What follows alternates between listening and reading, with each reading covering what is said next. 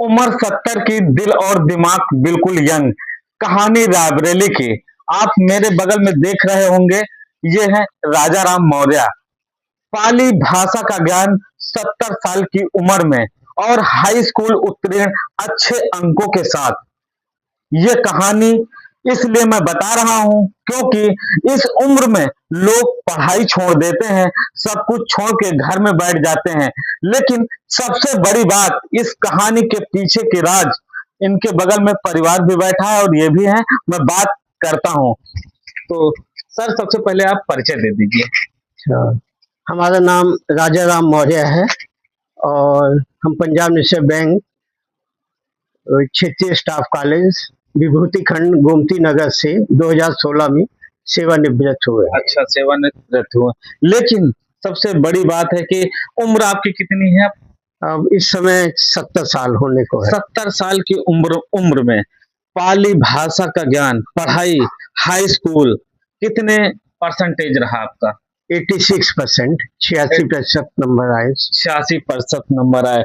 लेकिन इस 86% नंबरों के पीछे की कहानी, राज क्या है? क्यों आपने, कैसे आपके दिल में ख्याल आया और कि मैं इस पाली भाषा का ज्ञान करूं? क्या आपके मन में क्या चल रहा था?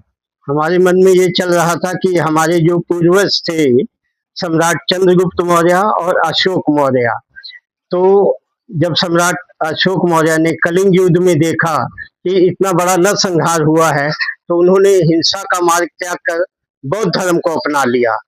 तो हमारे मन में आया, जो हमारे शासक थे, महान सम्राट थे, उन्होंने बौद्ध धर्म अपनाया है, तो बौद्ध धर्म में ऐसा कुछ है कि पूरे विश्व में फैला हुआ है।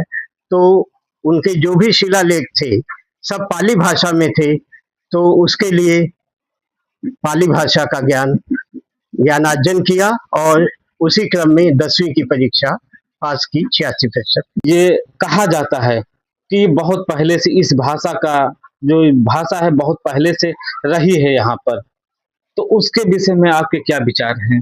देखिए, जो भी कोई भी देश है या भाषा है, समय के साथ साथ सब कुछ बदलता रहता है। एक समय था कि तब पाली का ही बोलबाला था।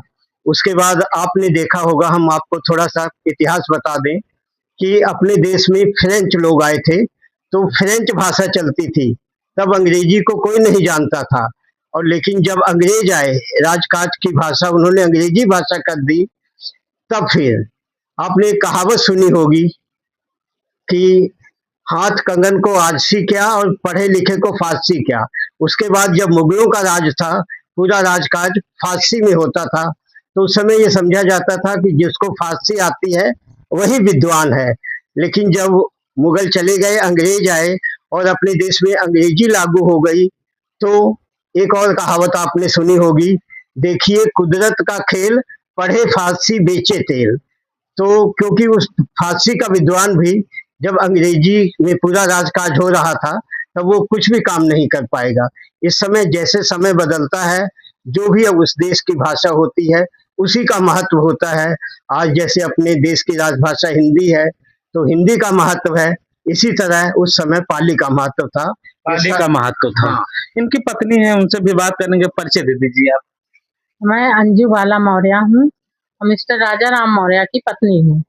ये जब तैयारी करते थे पाली भाषा की, जब इन्होंने अपना पर्चा भरा और जो पेपर दिए, तो क्या सलाह आपने दी या बातें होती थी, तो कैसा लगता था? हाँ, मुझे अच्छा लगता था इनका पढ़ना। पढ़ाई इन्हें बहुत पसंद है। बुक्स वगैरह ये पढ़ते रहते हैं, कोई भी ज्ञानवर्धक बुक हुई, कुछ भी हुआ तो ये पूरी पढ़ते हैं।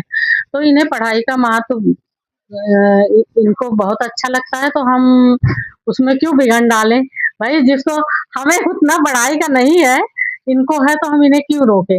जब ये पढ़ रहे होते थे तो जो मुझसे हेल्प हो सकती है, बीच बीच में चाय देते थे, पानी दे देते थे, टाइम से खाना बना के देना है, जो भी इनका कार्य होता था मैं कर देती थी।